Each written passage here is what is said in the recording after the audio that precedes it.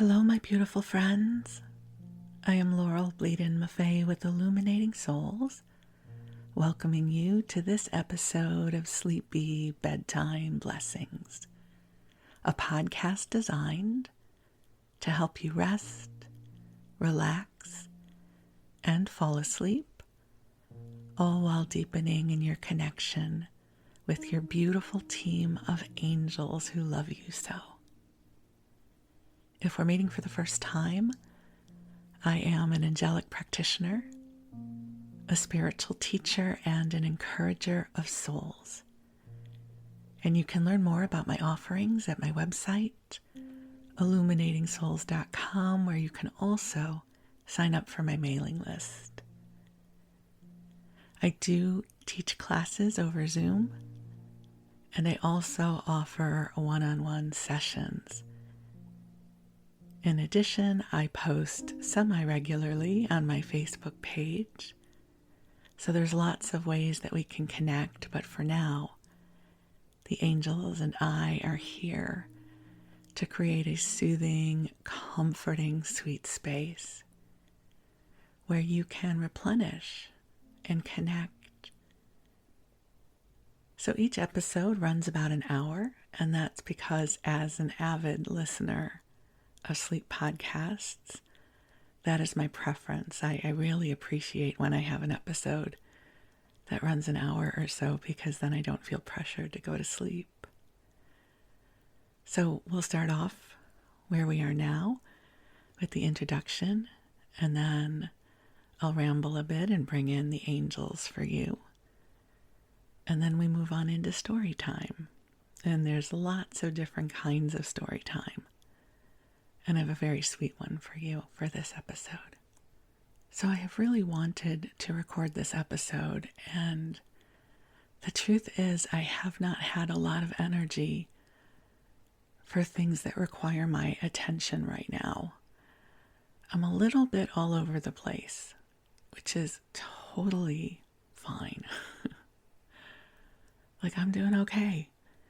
I just don't have a whole lot of task-focused energy right now, and it's not that the podcast requires any heavy lifting for me, but it does require some linear attention, which seems to be a little elusive for me. So as I sat down to record this, I thought, you know what I'm going to do? I'm going to pull some angel cards for us. Because I don't know if you know this, but I created my own angel oracle deck called the Earth Angels Oracle. And I must say, I love the readings it brings forward. And the reading it's bringing us for this episode is so lovely. We start off with manifestation. Your creations are taking form, and your intentions and actions are weaving together. And then the next card is prosperity. Financial abundance is flowing to you through known and unknown sources. And then the third card is magic. Oh, one of my favorite cards. Actually, all three of these cards are my favorite, which you will hear me say about every single card in this deck at some point or another. But this one says, you are so much more than you know. Allow your magic to blossom into the world. So we have manifestation, prosperity, and magic. Such a lovely triad of cards. So I invite you to take a deep breath in and just center yourself in your heart. And just allow yourself to breathe in each one of these invitations. So manifestation. Another word for this is co-creation. Then breathing in the quality of prosperity.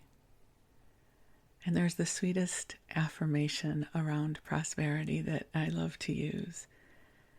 And it says, I am receiving money through known and unknown sources. It's a lovely one. Whenever I say that out loud, something magical happens, which brings us to the third card, magic. Who can't use a little more magic in the day, huh? or in the night, or whenever it is that it finds you. So here's to remembering your beautiful, magical heart. So if you are using this podcast to help you go to sleep, I want to invite you to get comfortable and cozy. I love bedtime, and so I look forward to going to bed at night.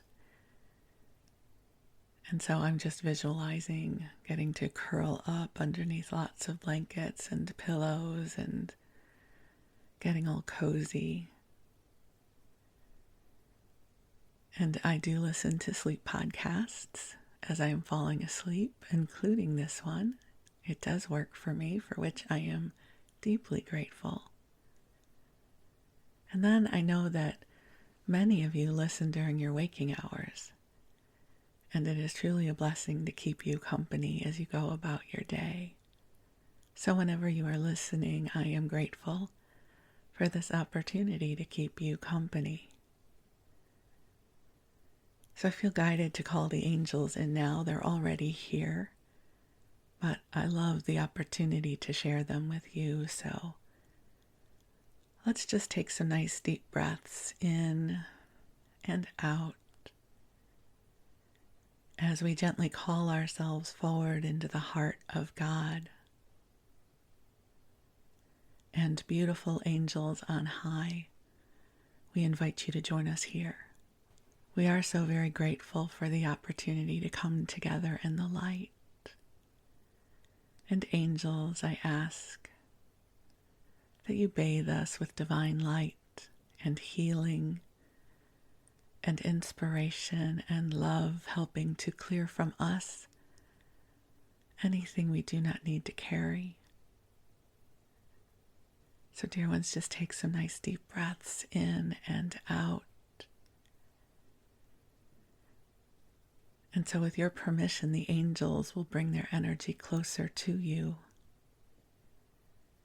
as they are filling the space you are in with their soft pink light that is infused with love that has been calibrated just for you. That your angels know what is transpiring in your life and in your heart, and they are here to support you. So just breathe and allow yourself to receive their support. To just allow your breath to grow deep, visualizing this beautiful divine light all around you. And the angels are clearing your energy field, balancing your light body. And they are showing me that they are clearing away any stress or heaviness you are carrying on your shoulders and on your back. Just helping to clear that away. They seem to be doing a lot of clearing work around the neck and the throat. So just breathe and release. Just imagine this beautiful light is traveling in through your crown chakra at the top of your head and all the way down to the bottom of your feet. Connecting with divine source and divine love, allowing divine goodness to wash over you.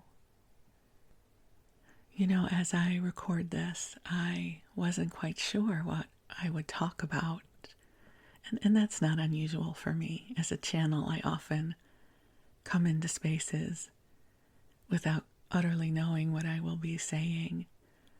But here's what I knew. I wanted to love you. I wanted to bring forward messages of love to help you remember who you are, to help activate your knowingness so that you can really feel into the preciousness of your spirit, of who you are and your place here on earth. Listen, I know things are a bit chaotic right now. And there's not a whole lot we can do about that. But what we can do is we can love each other. Because love is one of these commodities that is graceful for people like us, meaning you and myself and our other 50 listeners. Love is one of those commodities that we can easily connect with. And so as you allow yourself to receive this divine love, it fortifies you. It helps you find center. It helps you to relax and reconnect with the beauty of your spirit. And I love the 3 cards the angels brought forward: manifestation, prosperity, and magic.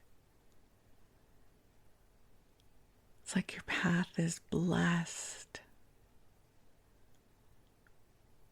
Allow yourself to receive the blessings of your brighter tomorrows. I also have been feeling waves of the creative spirit as well, so I want to encourage you to explore your creativity. It doesn't mean you have to be really good at something. It just means pick up a pen and write. Open the pages of a coloring book and color. I'm crocheting right now. Find some way to infuse your life force into some physical creative activity. It is very, very good for our multidimensional balance right now. Those of you who listen on a regular basis may know that I usually record these episodes early in the morning, and I woke up this morning with every intention of recording the episode. And I sat down and I started crocheting, and I thought, oh, I need this. I need the rhythm of the yarn and the hook and the stitches. And so it's now mid-afternoon and I'm recording this. So best laid plans. We're tuning into our self-care right now. What works best? What do we need? How do we show up in the world? And this is my opportunity to remind you that you are the greatest authority on you. So you may feel a different rhythm each day. Just make sure you pivot towards the light. Let the light find you. Let your angels love you.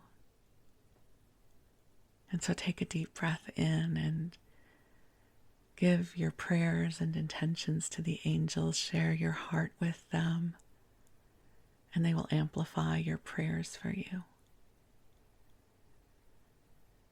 So just take another breath in, and if you are preparing for sleep, just drift off whenever you feel like sleep is coming for you. And we're going to move on into story time. So for story time, we're going to wander a bit. I don't know why, when I was contemplating this episode, I thought it's a little bit like Seinfeld, which wasn't really about anything, right? It was just wandering through life with their characters. And I think that's a little bit of what this episode is going to be like. I have another more structured episode that I will be recording soon, but I just don't feel like it today. So here's what our story time is going to be. Remember, this is a sleep podcast, so the bar is pretty low for me to create riveting content.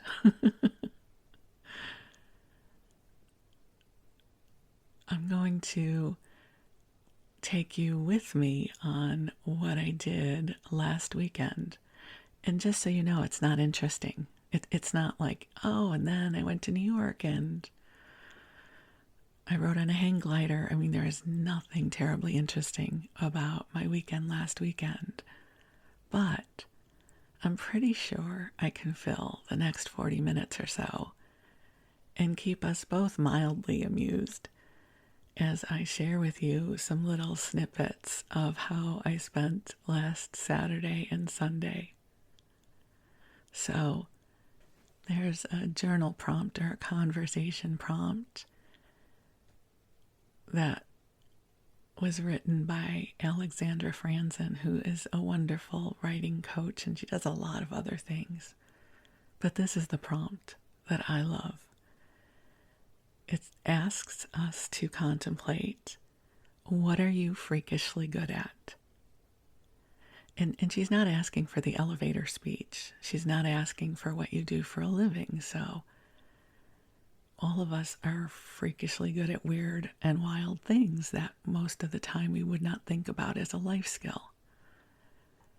But I was in a group and I had posed this question and I had to answer it myself. And in that moment, I said, I am freakishly good at grocery shopping. I love grocery shopping. I know some people can't stand it. But if you've listened to this podcast, you know how food is my love language. And I do not even need to buy the food or eat the food. I just love being at grocery stores because they're enormous buildings filled with food. I mean, it's brilliant. And so it is not unusual for me to go to, and please don't judge me for this. Not that you would, but I'm embarrassed to say it out loud. I might go to 4 or 5 grocery stores in a week because each one has something different that I want. In addition to that, I love yarn.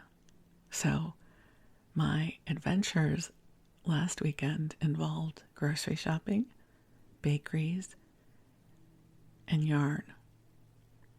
So those are the spoilers. There were no celebrity sightings. I didn't win the lottery. I meandered to, 2 bakeries, a couple of grocery stores, and 2 different Joanns. And if you're, sorry, there's a plane going overhead. Hold on. Okay, I think it's past. So Joann's, if you are not in the United States, Joann's is a craft and yarn store that is going out of business. Sadly, going out of business. And they're doing a liquidation sale. And it's not that their prices are great, but I think all of us who have shopped at Joann's keep going to them for nostalgic purposes. And so I did hit up 2 different Joann's over the weekend. I will also share with you about one of my very favorite grocery stores, Berkeley Bowl, because I did go there. So some rambles, we're going to wander. So, the world, kind of crazy right now. And on the weekends and when I'm not working, I find it necessary to focus on a couple of things. One is regulating my emotional body and my energetic body, engaging in things that delight me. And this past weekend, I felt like I needed to feast on delight. I just needed to be in places that delight me. So we'll start off on Saturday morning. So I decided that on Saturday I was going to go to Berkeley. My husband and I live in Vallejo, and I don't expect you to know where that is, but here's what you do need to know. Berkeley is about 20 miles south of here, and it involves paying an $8 toll to get over the bridge. I only mention that because it is not unusual for me to try to decide if I feel like paying an $8 toll to simply go 20 minutes away. And I did. So on Saturday, I said, Berkeley it is. I didn't even invite my husband because he would think this was a horrible day. So he stayed home and watched his Westerns or something on television. So Berkeley Bowl opens at 9 a.m. And there's a cute little bakery called Acme Bakery on San Pablo Boulevard in Berkeley. And I think they open at 8 a.m. And It's not that it's my favorite bakery in the world, but it's teeny tiny and people line up outside to wait to go in because only about 3 people can go inside the bakery at a time. And I don't know why, but last Saturday morning it felt like a life romance thing to go and wait in line at Acme for some kind of nosh, some sort of delicious tidbit. And then I would go to Berkeley Bowl, which is what I did. So I waited in line with about 20 other people for Acme. They were already open, but I had to wait my turn. And, I couldn't quite decide what to get, but I always get the same thing, so I don't know why I struggle. So I bought a piece of their focaccia pizza that I did not eat. It's in my freezer. And I've talked with you about this before. I am on Ozempic, which I love. And the weird experience I have with it is I still love food and I still want to secure the goods, and then I do not have to eat them. So it goes in my freezer. And yes, I am aware of how weird that is. But what are you going to do? Life is lifing. And so there I was at Acme, and it was my turn to pick stuff. So I did my focaccia pizza. I did a little cinnamon roll because their cinnamon rolls are not overly sweet. And then I got an apple turnover because those are Wes's favorite, even though he doesn't necessarily like the ones from Acme, but I got one anyways. Oh, and I forgot to tell you what I did before Acme. I just remembered.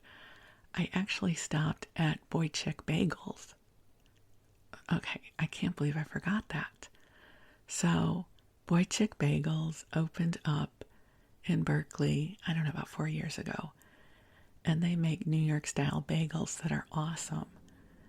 And so it was on the way to Acme. So I stopped at Boy Chick Bagels and I picked up 2 raisin cinnamon bagels for Wes and 2 egg everything bagels for me. So I did the bagels first. And if you know anything about fresh bagels, the car smells delicious for hours afterwards. And then I did Acme, and I got a good parking space, because Berkeley parking karma is a real thing, so I got a good parking space. And then it was time to go over to Berkeley Bowl. Berkeley Bowl is one of the best supermarkets ever, especially if you love produce. They have one of the largest produce sections I've ever witnessed. So, next time you go to your grocery store, pay attention to how many varieties of apples they have. And then quadruple it, and that's the number of apple varieties that Berkeley Bowl has when it is apple season. Now, before the pandemic, when I was looking for a new variety of apple, I would ask one of the produce people, and they would take out their little pocket knife and they would sample different apples for me, which is like a wine tasting but with apples. And I found so many interesting varieties that way. And actually, that was the way I found Envy apples, which are now much more popular. But 4 years ago, I had never tried one, which is now my apple of choice. So I thought I would share with you some of the varieties of apples that they had at Berkeley Bowl this past weekend. And I have even gone and looked them up so I can tell you what kind they are. So, some of these you may have heard of, some of them you may not. So, Sweet Tango apples, Rome Beauty. Now I know Rome Beauties because my mother used to bake with those. Autumn Glory apples, Fuji apples, which of course we're all familiar with, as well as Granny Smith apples, Brayburn apples, Envy, of course my favorite, Ever Crisp apples, Sunrise Magic apples. How many of those have you heard of before?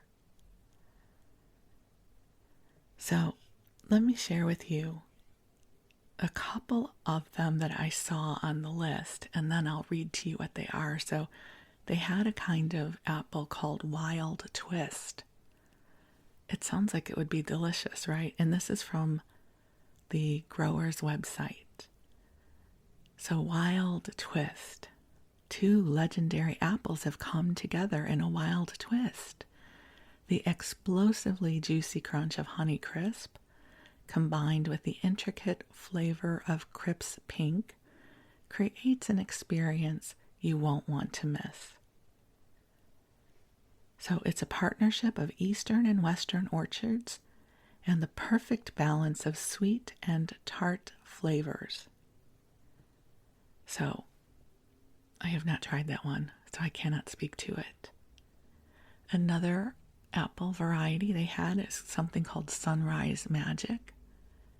And listen, just from the names of these apples, I think it would be fun to be on an apple naming committee, because these are great, great names. So what they say on their website, hello sunshine. I don't know why that delights me so. Hello sunshine. I just sit up a little straighter and I'm like, thank you. Thank you. So, hello sunshine. Make every day shine with the delightfully sweet flavor and gorgeous sunny color of Sunrise Magic apples. Grown in Washington State, where the climate is ideal for flourishing orchards. So I have no idea what they taste like, but I just love their marketing. And then we have Jazz apples, which I think I have tried, but I don't recall them. So Jazz apples, a trademarked brand of the Sky Fresh cultivar, are a cross between Royal Gala and Braeburn, known for their crisp, tangy, sweet flavor and juicy, dense flesh, and are available year-round due to global cultivation. So they were originated in New Zealand, and the original cross was made in 1985, and the apple was launched commercially in 2004. The flavor is described as a balanced blend of sweet and tangy with a hint of pear drop notes. Okay, and here's Sweet Tango. Sweet Tango apples, a cross between a Honeycrisp and a Zestar. I have no idea what a Zestar is, but I love the name. They are known for their sweet and tangy flavor. I typically stay away from things that are tangy or tart because I can't handle them, but the Envy apple to me is the perfect apple, followed by the Opal apple. I love that. And just as an aside, when I was researching for this episode, because I researched, there is a website called Apple Ranking where the writer rates all the different apples, and so Envy was rated fairly high, I have to say. I think it was like number 4 or something. Let me see if there's any other apple flavors I can share with you. Hang on, I'm going through the pictures on my phone. So we already talked about Wild Twist and Sunrise Magic. In addition to many different kinds of apples, and of course they had Red Delicious, Golden Delicious, all the kinds you'd think that they would have.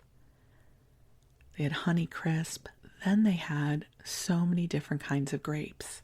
And I am a grape person, and I'm that obnoxious person who actually has to taste a grape before I buy a bunch of them, because if it's too tart or has no flavor or is mealy, I'm not going to buy it. So I always have to taste the grape before I buy it.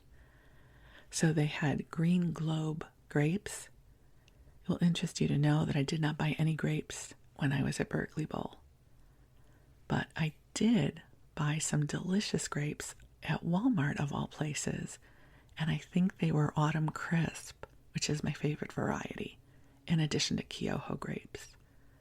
So even though I'm going to tell you what kind of grapes they had at Berkeley Bowl, I did not buy any of them. They had a red seedless grape called Gumdrop.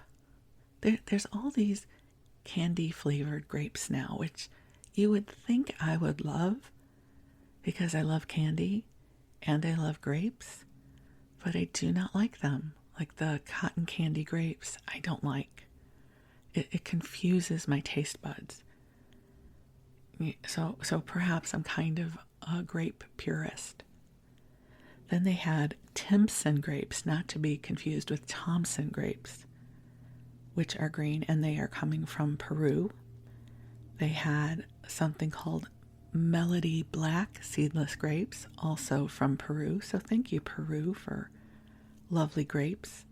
Pristine grapes, which are green. And then they also had red muscat grapes. Muscats can be very good. I love those as well. They also have a green grape called Ivory Green, which were grown in Chile. I love that they put down where the grapes are coming from. And something called Timco grapes. So I could spend forever at Berkeley Bowl looking at all of the different produce. And this time of year, they were big in apples and lots of citrus, which I don't get very excited about because I can't really eat much in the way of citrus anymore. But I still enjoy looking at everything. I'm trying to think of what else I got when I was there. Oh, you know what? I got, sorry. Maybe I shouldn't tell. I'm thinking, like, are you really interested in what I purchased at the grocery store? They have this vegan chocolate pudding that's truly delicious, and I bought some of that. And there's a nut mix that I like that they have that I bought. And I think I bought some apples, Envy, of course. And I bought an opal apple.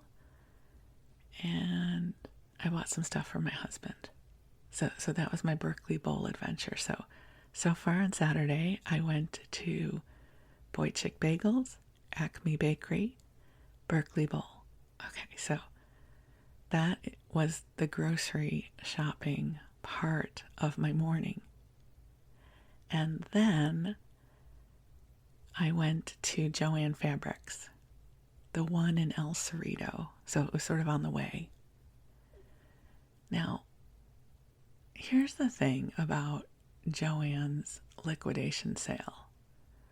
I think all of us that are crafters and love Joann's, we're just sad that they're going out of business. Some venture capitalist company just, I don't know what happened, but somehow they have filed for bankruptcy and the crafting community is very sad. So it's now not Joann's anymore, even though it has the name Joann's, but a liquidation company is running the liquidation sale and the prices are not very good, but it's the last of the yarn. As if I need more yarn, right? As if I do not have enough yarn. But I had to go. I have to say goodbye to each of my Joann stores. There are about 4 in our area. So I went to that one and I did purchase a couple of skeins of yarn of a lovely teal color, a pink color, and then they have a variegated lilac and light green yarn that I have some already, but I bought a bonus. I bought an extra just in case because, I'm never going to be able to get it again. And then the same parking lot where the Joann's is, there's a Trader Joe's. Pretty convenient, right? And there was a teeny tiny farmer's market that I did walk through, but I got nothing because nothing appealed to me. And I do go to Trader Joe's at least once a week. I have not been to that Trader Joe's in a long time, but I did a lot of my shopping there. They were out of one thing that I wanted, which were these yummy cracker sandwiches. But other than that, I was able to get everything I needed from that particular Trader Joe's run. And then I went home because that was a lot, right? I'd gotten up early in the morning and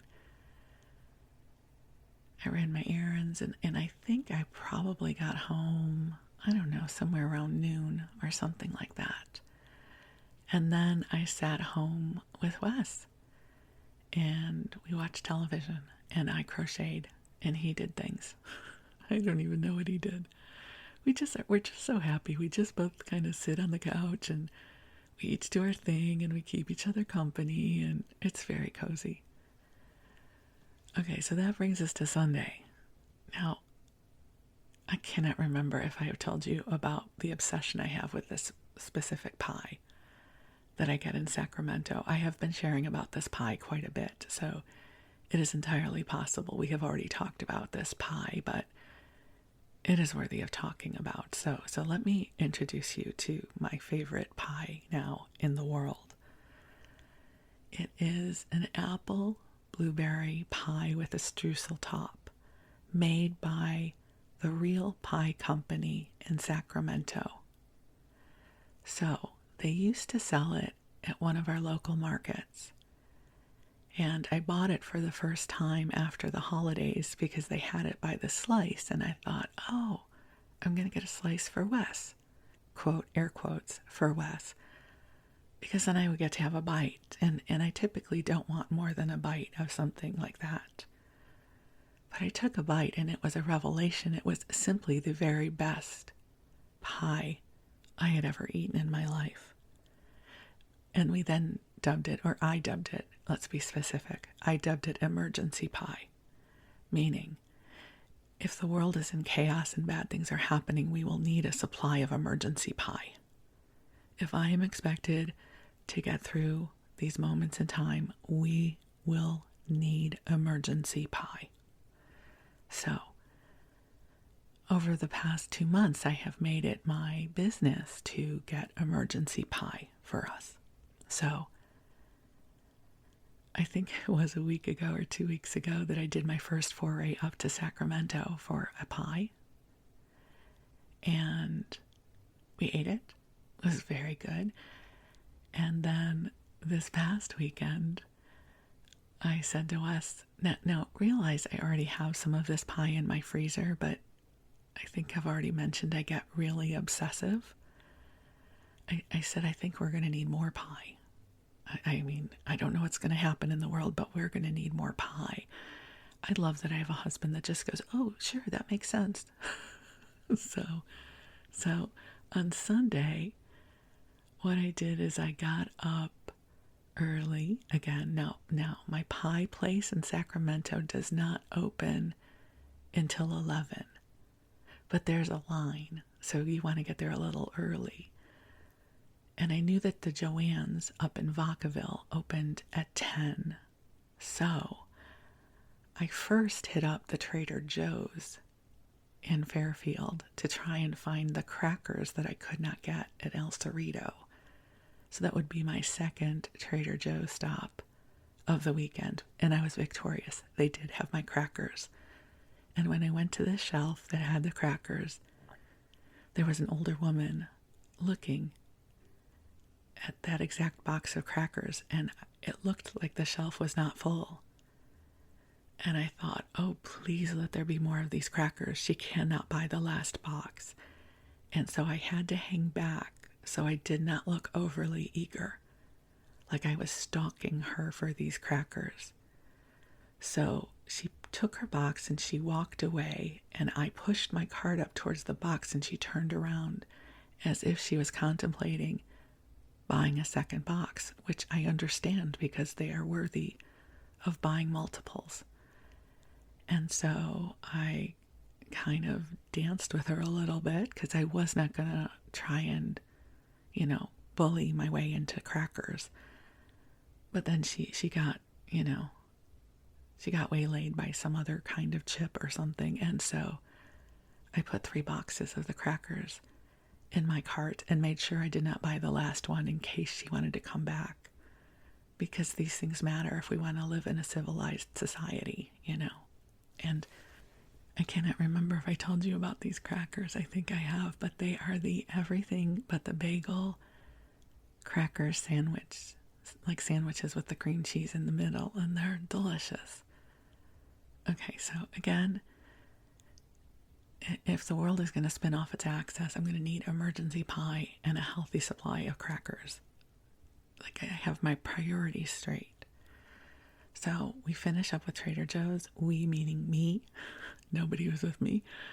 So I finish up at Trader Joe's, and then I drive up towards Vacaville, which is about 15 minutes north. So I go to Vacaville and I go to the Joann's, which again, very sad place. Sad, sad, sad. And I bought another couple skeins of yarn. You know, because what, I'm never going to be able to find yarn again? I don't know, but old time's sake, you know. And so I bought more yarn. And then, so I didn't do anything else at that point. Then I make my way up to the Real Pie Company. Now,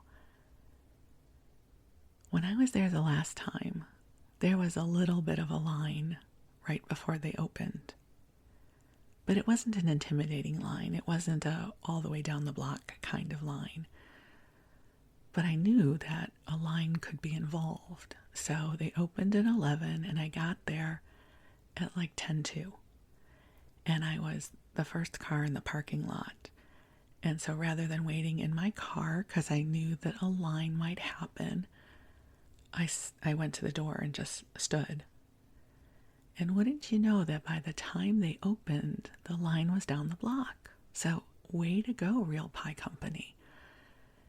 And so I'm first in line, and I said, I need a apple blueberry pie. And she goes, a whole one?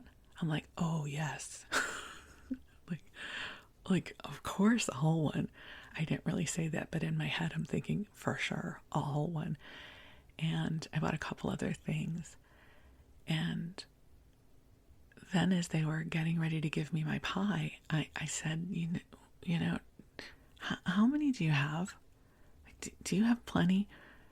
Because could I maybe buy a second one? Because now I'm in full obsession mode, thinking one emergency pie might not be enough. And I want to be able to bring emergency pie to my cousins in San Jose when I go see them. And so the owner was so nice. He went back and he looked and he says, I don't know. He says that we're trying not to sell out. And I said, I completely understand. So if you cannot sell me a second pie, it's okay. He goes, thank you for being so nice about it. I said, of course. Listen, people need pie. And I know this sounds so silly, but I was so happy. I was thinking of humanity as we were buying the pie, and of course I could not buy all the pie.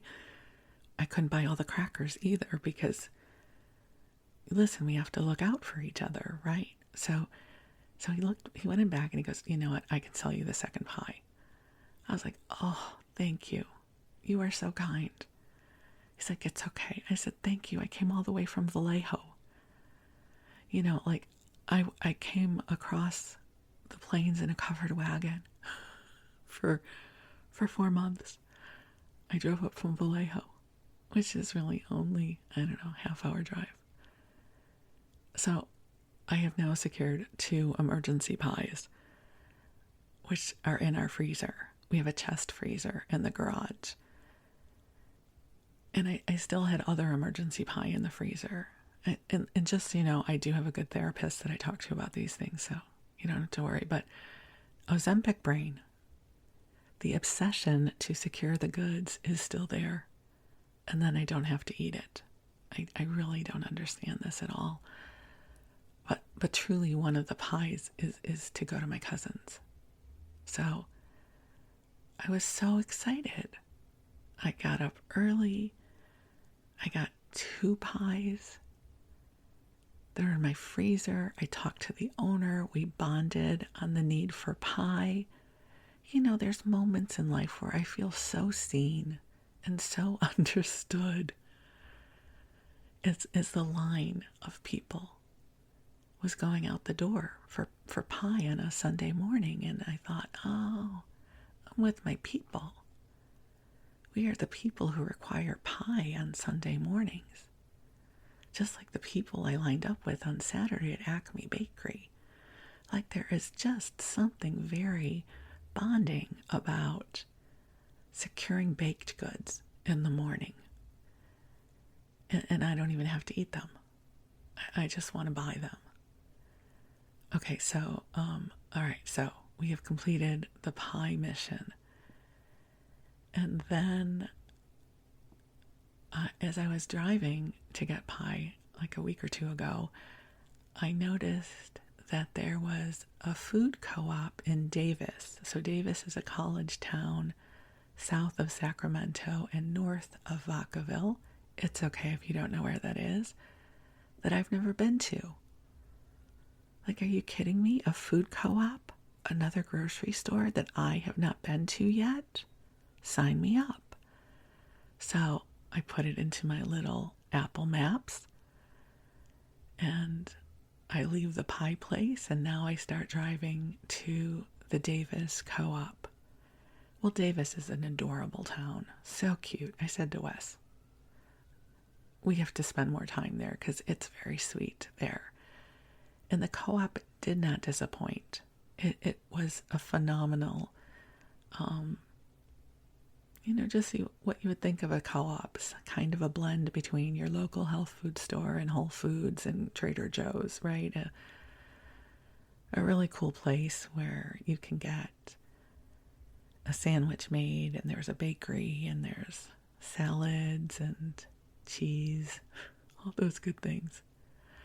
So then I had another delightful food experience at the cheese counter. So I've shared with you before that at our Whole Foods in Napa, they put out a little bucket with little odds and ends of cheese that might cost $2 or $3, right? If they're cutting a block of cheese and they have some left over, they wrap up little tidbits that you can then buy, which is perfect for me because Wes doesn't really eat cheese and I do not want a whole block of cheese. It's just not a good idea. So the two women working at the cheese counter were so nice and were recommending cheeses to me. And there was one cheese, I don't remember the name, but they let me try it. And I thought, oh, this is a good cheese. Thank you. But I wasn't going to buy any.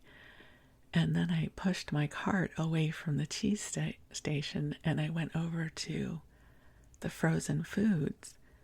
And then I noticed that the flavor just kept getting better. Like the further away from the cheese counter I got, the better this cheese tasted. So of course I had to circle back. And I said, oh, I'm going to need some of that cheese. Like, yes, please. So they cut off a little bit for me.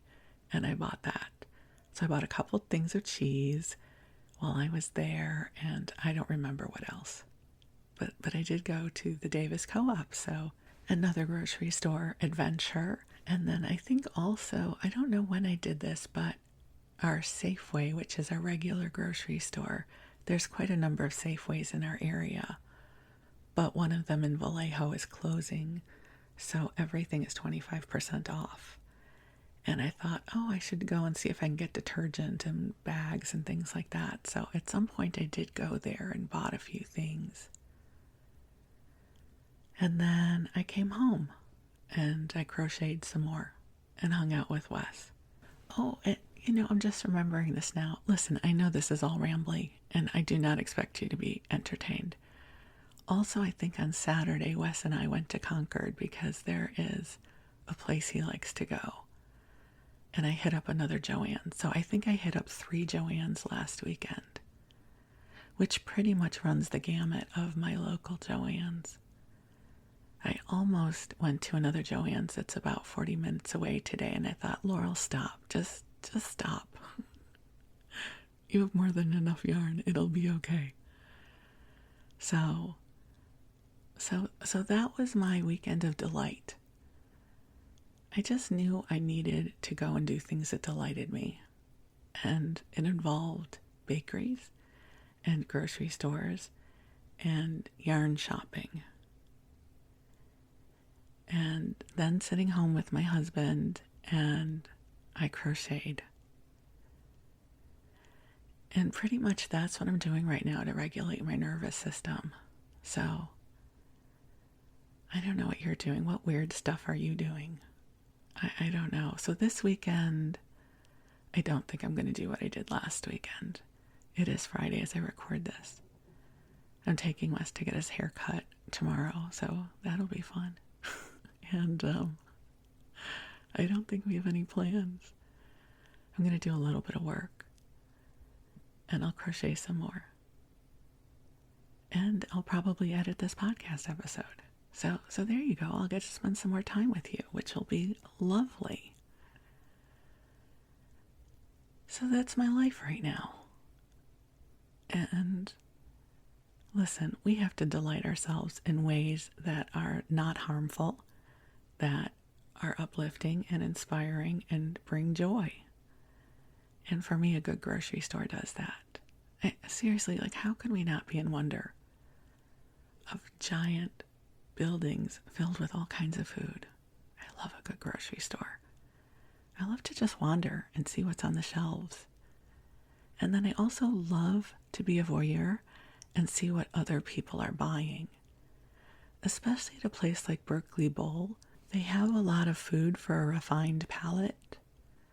So whenever I see somebody, with the baguette and the special cheeses and the expensive chocolate bars and, some dried fruit or something, I think, I bet they're having friends over for wine or something. I bet there is going to be a good time where that cart goes. I don't know. I make up stories about people and what they're buying from the grocery store. It amuses me. I do the same thing with people at Home Goods. Like I find it remarkable that people can actually pick things out at Home Goods that match, because I just get very overwhelmed. So that's what I got for you. And I feel like I should apologize because this episode is so ordinary, but ordinary is so good right now, right? Like, I just want to be bored for a little while.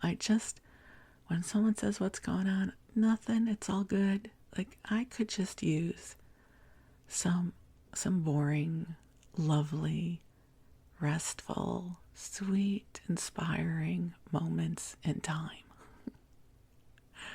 I want to be comforted.